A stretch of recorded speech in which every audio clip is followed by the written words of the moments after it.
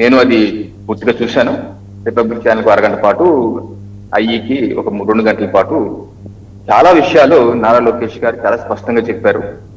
వారికి అభినందన చెప్పాలి. ఎందుకంటే వారికి ఉన్నటువంటి స్పష్టమైన ఆలోచన విధానం, ఏ రకంగా రాష్ట్రానికి ముందుకు తీసుకెళ్దాం అనుకుంటున్నారు, ఏ రకంగా ప్రాంతీయ పార్టీ అయినా జాతీయ భావాలతో ఏ రకంగా మేము ముందుకు, దేశ నిర్మాణంలో ఏ రకంగా పాల్పంచుకుంటున్నాం, రాష్ట్రంలో 2 సంవత్సరాల్లో చేసినటువంటి వివిధ అభివృద్ధి కార్యక్రమాలు, సంక్షేమ కార్యక్రమాలు, వివిధ అంశాలు, విద్య మీద కావచ్చు, లేకపోతే ఆర్టిఫిషియల్ ఇంటెలిజెన్స్ మీద కావచ్చు, లేకపోతే పేదరికం మీద కావచ్చు, 3 S's గురించి చెప్పారు. Speed, stability and service. ఏ విధంగా మా ప్రభుత్వం, రాష్ట్రంలో ఎన్డీఏ ప్రభుత్వం ముందుకు వెళ్తుంది, చాలా విషయాలు చెప్పారు. I really appreciate. వారికి సందర్భంగా ఈ ఛానల్ తరఫు నుంచి నేను, నా తరఫున ఈ ఛానల్ వేదిక ద్వారా అభినందన శుభాకాంక్షలు తెలియజేస్తాను. 2, అయితే ఈ యొక్క ఇండియన్ ఎక్స్ప్రెస్ ప్రతినిధి అనంత్ గారు అడిగినటువంటి ప్రశ్న, ఆయన ఏమడిగారు, నేను ఒక రూమర్ విన్నాను, నేను సౌత్ ముంబైలో ఉంటాను, which is cut off from rest of the country, so normally I hear something which is normally rumour, can you please clarify అన్నారు.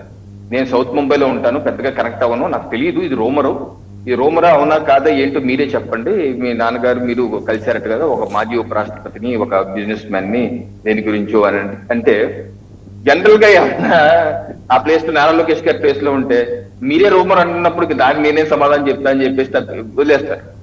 జనరల్ గా చూస్తుంటాం, ఎక్కువ మంది వదిలేస్తారు. మీరే రూమర్ అంటున్నారు కదా, దానికి నేను చెప్పేది ఏంటి, అది రూమరే అని చెప్పండి.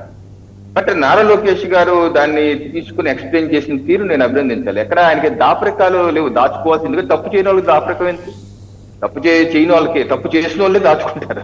సో తప్పు చేయని వాళ్ళకి కల్మషం లేకుండా చాలా స్పష్టంగా ఉన్నప్పుడు దాయాల్సిన అవసరం